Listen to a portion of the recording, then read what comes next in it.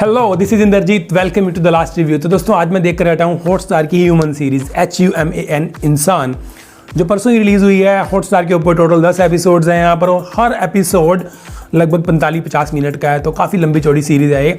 तो अगर आप ड्यूरेशन देखकर घबरा गए हैं कि आप नहीं देख पाओगे ये सीरीज़, और आपको लग रहा है कि आप देखना चाहते हो बट देख नहीं पा रहे, सो डोंट वरी, मैं यहाँ पर आपको स्टोरी बिल्कुल ब्रीफ में बताने आया हूँ। बट उससे पहले जो लोग साफ सुथरे रिव्यू जानना चाहते हैं, तो भाई ये रिव्यू है कि जाइए और देख डालिए ये सीरीज़। अब क्यों देख डालिए? क्योंकि यहाँ पर एक बहुत ही अलग सा कॉन्सेप्ट है। It's about a drug trial. एक ड्रग है जिसके अलग अलग फेजेस होते हैं ट्रायल्स के। वो ट्रायल किए जा रहे हैं इंसानों के ऊपर, गिनी पिग्स के ऊपर, लेकिन वो ट्रायल इलीगल तरीके से भी किए जाते हैं। ऐसा होता है रियल में। यहीं से कुछ आइडिया लेकर डायरेक्टर और राइटर विपुल अमृतलाल शाह ने मौजे सिंह के साथ मिलकर स्टोरी लिखी भी है और डायरेक्ट भी की है। सो भोपाल के लोग, जब गैस त्रासदी हुई थी उसके बाद अब तक किस तरह से भोपाल के लोगों को फार्मास्यूटिकल कंपनीज द्वारा यूज़ किया जा रहा है, ये बोलकर कि अभी तक वहाँ पर पीढ़ी दर पीढ़ी उस गैस के साइड इफ़ेक्ट्स हैं। ऐसा हो भी सकता है कि हो, बट जिस तरह से डायरेक्टर और राइटर ने इस स्टोरी को उस चीज़ के साथ मर्ज किया है, दैट इज़ क्वाइट लॉजिकल। कि ऐसा हो भी सकता है कि साइड इफ़ेक्ट्स नहीं है, लेकिन फार्मास्यूटिकल कंपनी भोपाल के गरीब लोगों के ऊपर अभी भी गैस त्रासदी के नाम पर अपने एक्सपेरिमेंट्स कर रही है और लोग मर रहे हैं, उनको कोई परवाह नहीं है। So that's the brief plot, जो आप समझ चुके होंगे मेरी बात। इसके अलावा बहुत सारी धमाकेदार परफॉर्मेंसेज हैं यहाँ पर, लाइक विशाल जेठवा जो मर्दानी 2 के अंदर आए थे, और उनको देखने मात्र से ही मैंने बोल दिया था। हालांकि उससे पहले वो टीवी सीरीज में काम कर चुके हैं जोधा अकबर में, बट मैंने उन्हें वहाँ पर नहीं देखा था। First time I saw him in Mardaani 2। तो बहुत बड़े आर्टिस्ट हैं वो, और यहाँ पर भी उन्होंने काम उम्दा किया। उनके अलावा Shefali Shah, I personally admire from core of my heart. मुझे काफ़ी अच्छी लगती हैं वो। शुरू से ही सपने में मिलती है वो कुड़ी, मेरी सपने में मिलती है, वहाँ से ही। And she is just a powerhouse performer, और उन्होंने यहाँ पर बहुत अच्छा काम किया। बहुत अलग, बहुत चैलेंजिंग रोल था उनका, और उन्होंने डट कर सामना किया उस रोल का। लाइक एक सीन है यहाँ पर कि वो लेटी हुई हैं, अब बेहोश हैं या जान के लेटी हुई हैं, whatever the scene is. उनके आसपास डॉग्स फिर रहे हैं, बहुत सारे डॉग्स घूम रहे हैं, उनके कुत्ते जो उन्होंने पाले हुए हैं। बट यार ये सीन कितना मुश्किल हो सकता था, मैं समझ सकता हूँ। और वो टस से मस नहीं हो रही वहाँ पर, बिकॉज चाहे वो बेहोश है, चाहे वो जान के लेटी हुई है, जो भी रीज़न वो आपको देखना पड़ेगा सीरीज़ के अंदर जाके, मैं आगे जाके आपको बता दूंगा। बट वो जो सीन है वहाँ पर वो बिल्कुल नहीं हिलती। और ऐसे बहुत सारे सीन्स हैं जो आपने शेफाली शाह को आज तक इमेजिन नहीं किया होगा करते हुए, वो सब आप यहाँ पर देखने वाले हो। कीर्ति कुलारी, अ शाइनिंग न्यू कमर, और मुझे उनका काम बेहद अच्छा लगता है। सो OTT पर तो वो छाई जा रही हैं। And here is another super performance by her in human. तो ये सब परफॉर्मेंसेज, ये प्लॉट और ज़बरदस्त राइटिंग, हाँ थोड़ी सी कमज़ोर लगती है, ढीली लगती है बीच में कहीं सीरीज़ जाकर, बट इस अ वेब शो तो थोड़ा सा बीच में लंबा हो भी सकता है। सो दैट हार्डली मैटर्स मेरे ख्याल से। तो ये सब चीज़ें हैं जिसके लिए आपको सीरीज़ देखनी चाहिए। बट यहाँ पर शर्त एक ही है कि खाना खाते वक्त आप ये सीरीज़ मत देखिएगा, क्योंकि ड्रग ट्रायल के ऊपर पूरा कॉन्सेप्ट है। सो ड्रग ट्रायल के कारण जो रिएक्शन होता है बॉडी के ऊपर, वो काफ़ी ज़्यादा दिखा रखे हैं। तो अजीब अजीब सी चीज़ें आपके सामने आने वाली हैं, जहाँ पर आपको वॉमिट भी हो सकती है। सो अवॉइड दिस सीरीज़ खाना खाते वक्त, अदरवाइज आप इसे देख डालिए। तो सब बढ़ते हैं सीरीज़ की स्टोरी की तरफ, जो बहुत ही ब्रीफ में आपको बताने वाला हूँ। वैसे तो हर कैरेक्टर की अपनी पर्सनल स्टोरी चल रही है बैक एंड पे, जो ब्लैक एंड वाइट में कहीं दिखाई जाती है, लेकिन वो मुझे लगता नहीं कि ओवरऑल स्टोरी पे किसी तरह से इम्पैक्ट डालती है, या मैं आपको नहीं बताऊंगा तो अफेक्ट करेगी, ऐसा कुछ नहीं है। सो हम बात करेंगे बेसिक मुद्दे की। तो यहाँ पर 3-4 चीज़ें जाननी आपके लिए काफ़ी जरूरी हैं। सबसे पहली मंथन, ये टर्म है। एक मंथन एक बहुत बड़ा हॉस्पिटल है जिसकी कर्ता धर्ता है doctor Gaurinath, played by Shefali Shah, जिन्होंने 2 कमरे से लेकर इतने बड़े इंफ्रा तक खड़ा किया है इस मंथन हॉस्पिटल को। So she is the backbone of that hospital.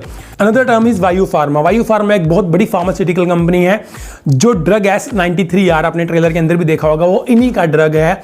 और इसके कर्ता धर्ता है अशोक, यानी कि आदित्य श्रीवास्तव। अब एक एस्पायर नाम की चीज़ आपको सुनने को मिलेगी इसमें। अभी जो ड्रग ट्रायल होते हैं, एस्पायर एक कंपनी है जो ड्रग ट्रायल को कंडक्ट करवाती है ह्यूमंस के ऊपर या गिनी पिग के ऊपर है। तो ये 3-4 चीजें आपको जाननी जरूरी है। तो स्टोरी स्टार्ट करेंगे गौरीनाथ से, जो मंथन की कर्ता धर्ता है, मंथन की बैकबोन है। ये इतनी बड़ी न्यूरोसर्जन है भोपाल की कि ना सिर्फ पूरा भोपाल बल्कि पूरा इंडिया इनके गुण गाता है, क्योंकि इनका एक ही मकसद है और एक ही मतलब है, लोगों की सेवा करना और लोगों की जान बचाना। अब इनके हॉस्पिटल में यानी मंथन में काम करने आ जाती है एक बहुत ही talented but newcomer doctor Saira Sabbarwal, जिसको हालांकि 10 साल का एक्सपीरियंस है, but still she is fresher अगर हम बात करें गौरीनाथ की। तो अब सायरा जिसकी अपनी पर्सनल लाइफ यहाँ पर दिखाई गई है, जो शायद स्टोरी को ज़्यादा आगे नहीं लेकर जाती, तो मैं इसके बारे में कुछ खास नहीं बताने वाला आपको। अब तीसरी तरफ एक मंगू है लड़का, यानी कि विशाल जेठवा, जिसकी फैमिली है जो काफ़ी गरीब है। अब पैसे से लाचार हैं ये लोग।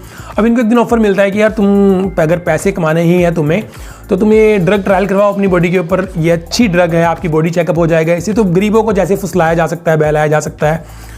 तो जो मंगू नाम का कैरेक्टर है यानी कि विशाल जेठवा, वो अपनी फैमिली को कन्विंस कर लेता है और अपनी माँ को, पिताजी को, सबको इंजेक्शन लगवा देता है। उनकी माँ को जल्दी ही सिम्टम्स आ जाते हैं, यानी कि ओवर रिएक्ट कर जाती है डोज, और उसके बाद धीरे धीरे उनकी माँ मरने की कगार तक पहुँच जाती है। अब मंगू जो अपनी माँ से बेहद प्यार करता है, वो पड़ जाता है इस चीज़ के पीछे कि मेरी माँ को क्या हुआ है और मुझे इसे कैसे ठीक करना है। धीरे धीरे सायरा सब्बरवाल जो डॉक्टर मंथन के अंदर आ चुकी है और गौरीनाथ की काफ़ी ज़्यादा खास बन चुकी है आज की डेट में, उसे भी कहीं ना कहीं से न्यूज़ मिलती रहती है, सुनने को मिलती रहती है कि ये इस तरह से एक ड्रग है जिसका ट्रायल किया जा रहा है इलीगल तरीके से लोगों के ऊपर, और लोग इसके कारण मर भी रहे हैं।